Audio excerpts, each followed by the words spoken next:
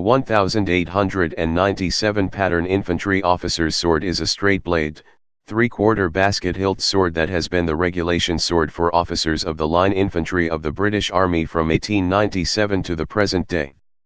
History. The curved, Gothic-hilt 1822 and 1845 pattern infantry swords, although elegant, had been criticized by some as fighting swords. In common with British cavalry swords of the era, they were cut and thrust swords. In 1892, a new, straight, blade was introduced, mated to the existing Gothic hilt. Presaging the introduction of the 1908 pattern cavalry sword, the curved blade was abandoned in favor of a straight, stiff blade optimized for the thrust. Credit for the design has been given to Colonel G. M. Fox, Chief Inspector of Physical Training at the Board of Education, who was also influential in the design of the pattern 1908 cavalry sword. In 1895, a new pierced steel hilt pattern was introduced, replacing the earlier Gothic hilt with a three-quarter basket hilt. The new pattern was short-lived due to the edge of the guard fraying uniforms, and in 1897 the final pattern was settled on, being simply the 1895 pattern with the inner edge of the guard turned down, and the piercings becoming smaller. By the time of its introduction, the sword was of limited use on the battlefield against rapid-firing rifles, machine guns, and long-range artillery. However, the new sword was regarded, when needed, as a very effective fighting weapon. Reports from the Sudan, where it was used in close quarters fighting during the reconquest of the Sudan, 1896-99, were positive. Officers carried swords into battle in 1914 at the start of the First World War, and some were still being used in action at the Battle of Neuve-Chapelle in March 1915. That June, Army Order 68 prohibited the carrying of swords by infantry on the battlefield, in an effort to prevent officers making themselves conspicuous to the enemy.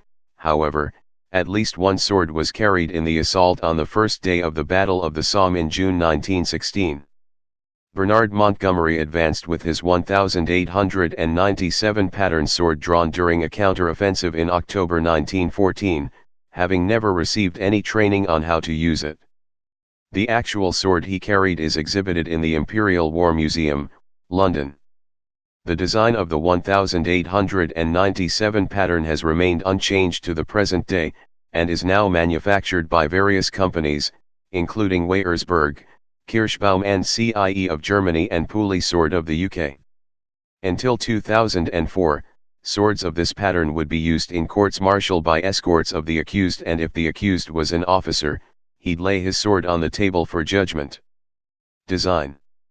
The blade is described in the pattern as being 32.12 inches, 830 mm, long and 1 inch, 25 mm, wide at the shoulder, with the complete sword weighing between 1 pound 12 ounces and 1 pound 13 ounces, 794-822 g. The blade is straight and appears symmetrical in shape, though in cross-section is a wedge, with the edge towards the front.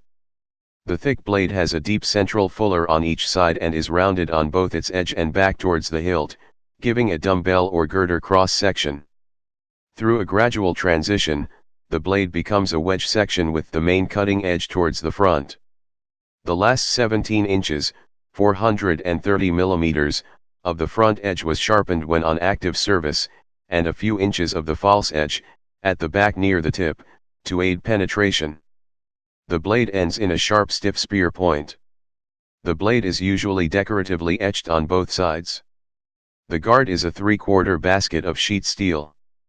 It is decorated with a pierced scrollwork pattern and, usually, see variation, below, has the royal cipher of the reigning monarch set over the lower knuckle bow. The grip, between 5 and 5 3/4 inches, 127 to 146 mm, long to suit the hand of the owner, was generally covered in ray or shark skin and wrapped with German silver wire. The grip is straight, with no offset to the blade. The sword shows a number of features that indicate its intent as a thrusting weapon. The stiff tapering narrow point aids penetration. The blade, whilst quite narrow, is thick, and its dumbbell section gives it good weak axis buckling strength whilst maintaining robustness in bending for the parry. The blade tapers in both width and thickness and, with the substantial guard, has a hilt-biased balance, aiding agility at the expense of concussive force in a cut. The guard gives comprehensive protection to the hand, but does not restrict wrist movement. The length of the front edge, at 17 inches, 430 millimeters, is quite significant, suggesting that some cutting capability was maintained, even if the blade design is clearly intended as a thruster. Variations. In common with earlier patterns, the 1897 pattern was sometime produced in piqué weight, i.e., a lighter weapon with a narrower blade and correspondingly scaled down guard for use in levees and other formal occasions when not on active service. Some regiments carried variations on the standard pattern, generally consisting of variations of the royal cipher on the guard. An unetched blade variant is available for warrant officers. Place of origin: United Kingdom. Service history. In service 1897 to present. Used by officers of the British Army. Production history. Designed 1897. Manufacturer: various, currently made by Weyersberg, Kirschbaum & Co., Germany. Produced 1897 to present day. Variants: light, piqué, weight, ceremonial version. Specifications. Weight 790 to 820 g, 1 pound 12 ounces. Length 83 centimeters, 2 feet 9 in. Width 25 millimeters, 1 in. Blade type: steel, pointed, partially two-edged. Hilt type: basket hilt. Please subscribe and thanks for watching.